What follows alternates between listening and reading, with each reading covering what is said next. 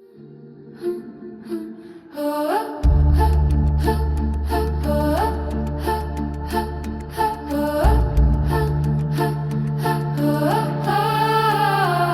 solemn broken string of the world. We feel your pain in the turning tide. Your sorrow shakes the roots of the sea.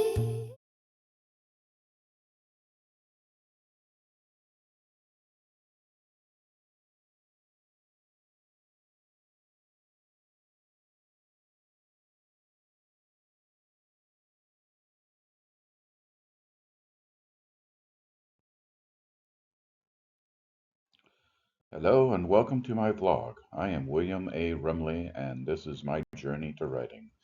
Stay tuned and enjoy this once a week vlog. Vlog 55, welcome back. This week I had some interesting, if not challenging things. I had to figure out a whole different structure and idea on how to write because I'm focusing now on POV writing instead of just descriptive. And then in this scene I had to write this week, I talked about justice, redemption, and how hard it is to come up with that kind of stuff. This week we'll also look at the character archetype, the Trickster, and then I had a music night, and so I have a whole new album. I haven't released it yet, but I'll talk a little bit about it soon. And then finally, updates. Stay with me. This vlog will be fun.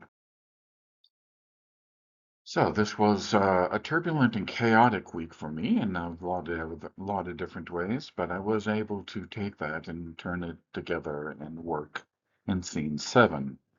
This week I spent a lot of my creative energy on scene 7 from the song Suffering, and the scene is about justice, redemption, and the complicated space in between them. I had to step in the mind of a new character. I had to step into the mind of Mansk Slurge, the young woman that you see in this picture with the trident, who's also a sea dragon. I had to learn how to speak for her for the first time, and that's a bit difficult when you haven't dealt with that character from an inner point of view. So it's also an opportunity for me to have developed her, make you, the reader, actually start fearing and feeling what she has. I was able to utilize and see her fear, her strength, her wound that she is dealing with, and shift towards something completely unexpected. I also had to deal with that relationship she has with her attacker, with the character Blip, and how Blip, through the eyes of Surge, has to deal with her justice being served on her. It's the kind of writing that stays with you when you're working on it, and that's where this vlog will begin.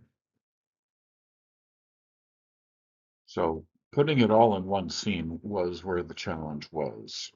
Um, First, being in the mind of Slurge, and here we see Slurge in her dragon form confronting the Blip, and she had to face her own heart, as Blip has faced justice, and now Slurge has to face her heart and has to come to that point of peace. And now we got the thing that Slurge is a dragon. She's not a human. Therefore, she can achieve a lot more than humans can within her heart, within her mind, um, and achieve even ultimate forgiveness faster than a human would.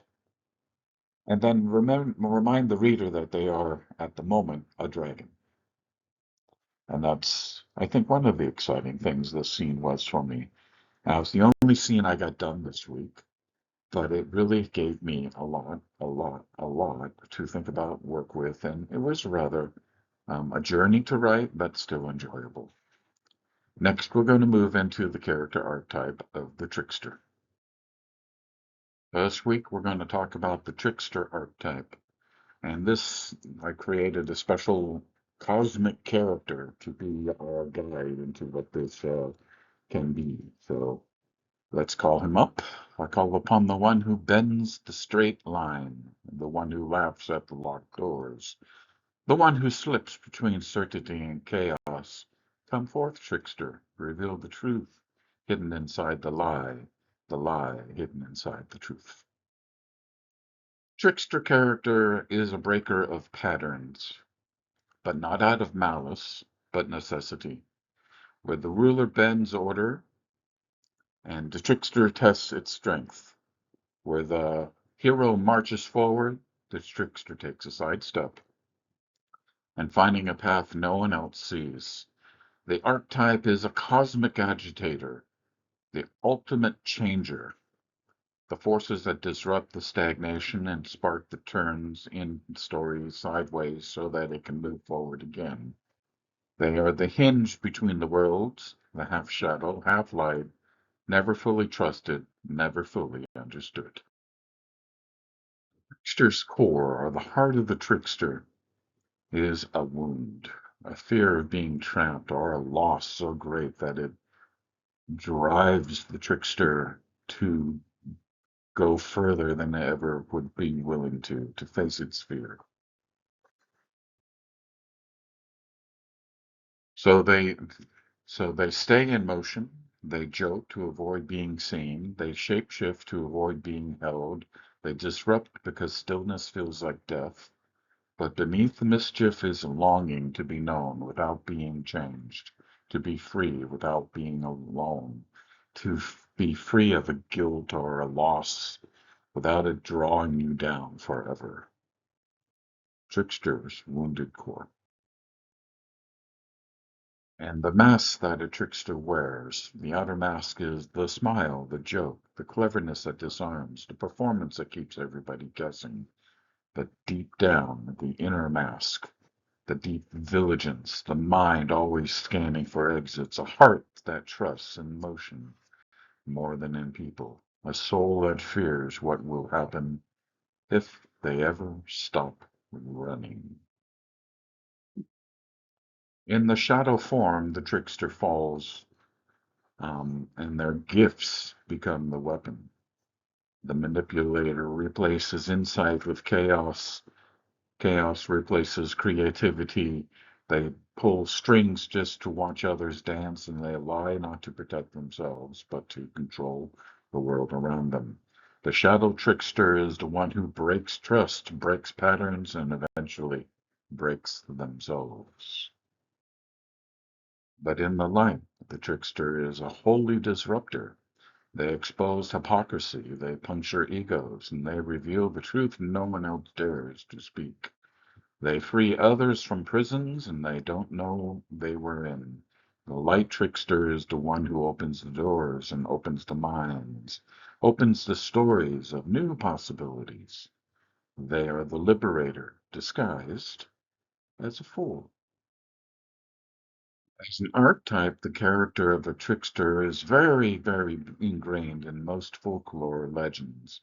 You will find the trickster as being a representation in Loki and Coyote, Anansi, Hermes, and even Ketsun. These are all characters from all different cultures, folklore and legends filled with the same role that we're talking about here. The trickster is also a very, very interesting character to utilize to bring change into your story, lighthearted and a reflection on its true meaning. The trickster I use in almost every part of my story, and every book has a small version of, if not a major version of, the trickster character type. This picture here is from book 2.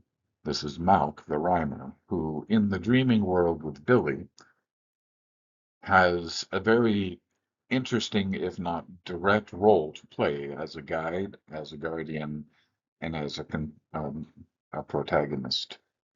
These characters I use as they're meant to be, as revealers of the realities of the world, and the ability to push sideways. sometimes when I have a hard week, when I have a week that's so filled with focusing on a very hard scene to write, um, and then life in general, sometimes I just need to turn off the writing and let my music run. And so this week, you'll see here, I've made a new album.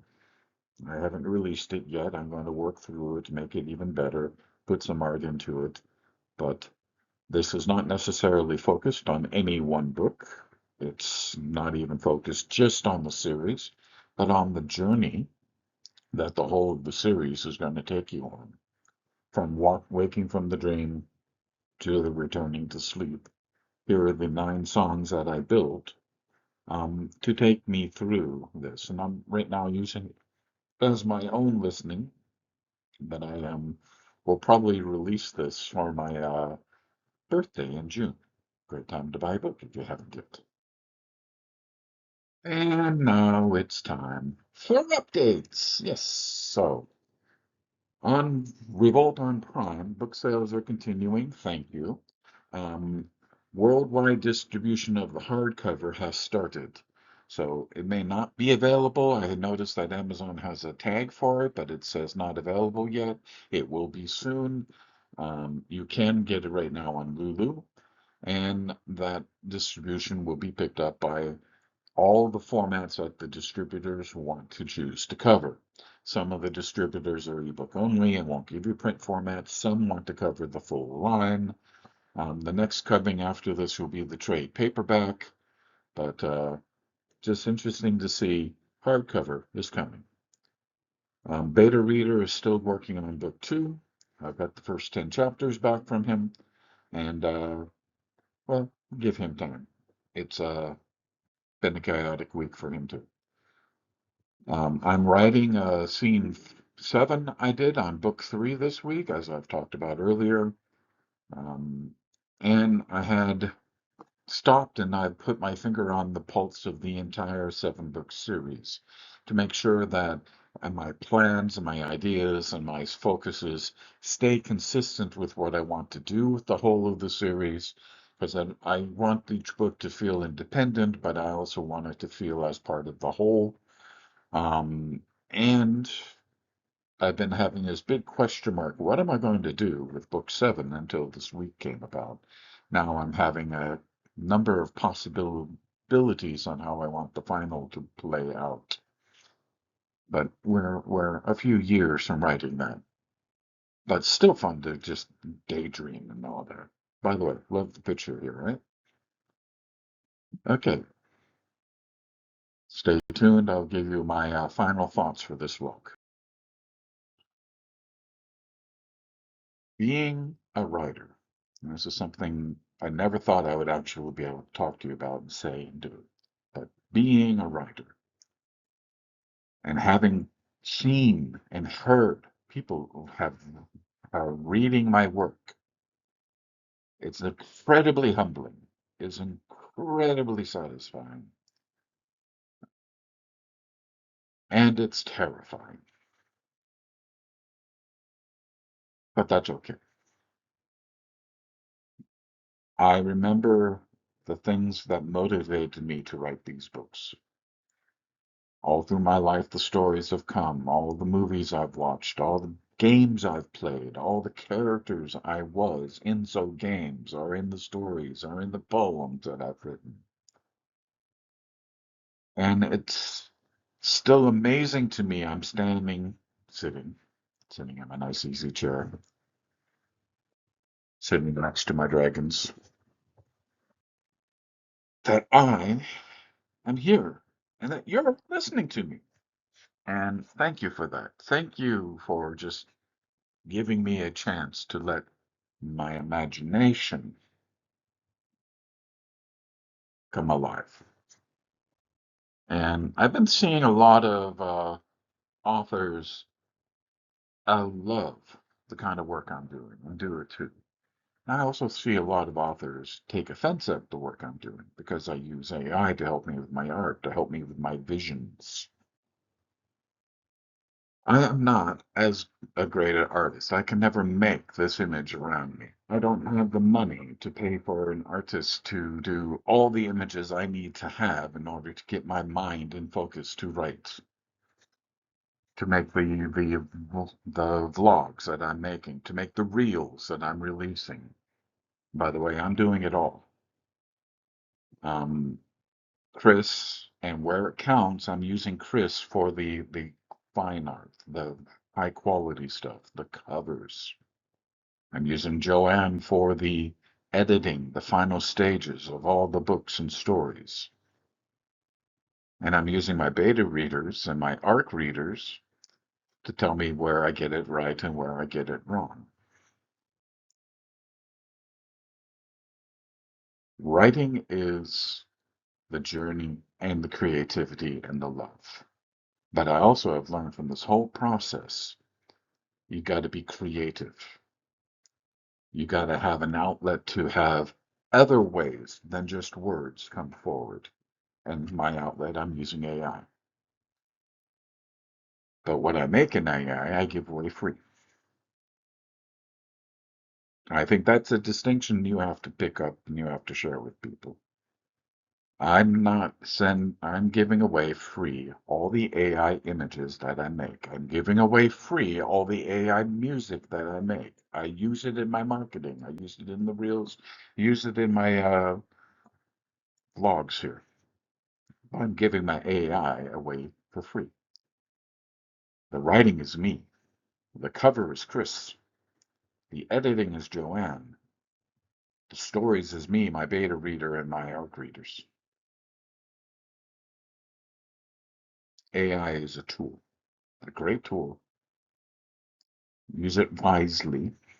It is not a replacement for anyone or anything. Thank you for letting me rant. I had to get my head out on my shoulders, as the Euclidean next to me has done. By the way, great picture of the first here, huh? Anyway, next week will be another vlog as we move forward with the characters of the archetype, and I tell you about the things and journeys that I've done. Next week, tomorrow, Sunday, I'm going to the Comic-Con in Brahman Hall in Netherlands. I'll take some pictures and put that into the vlog too. We have an opportunity to meet some famous people. I'm going to see if how that works out. Thank you for following me. Like, subscribe, share. Let's increase the people watching. See you next week. Bill out.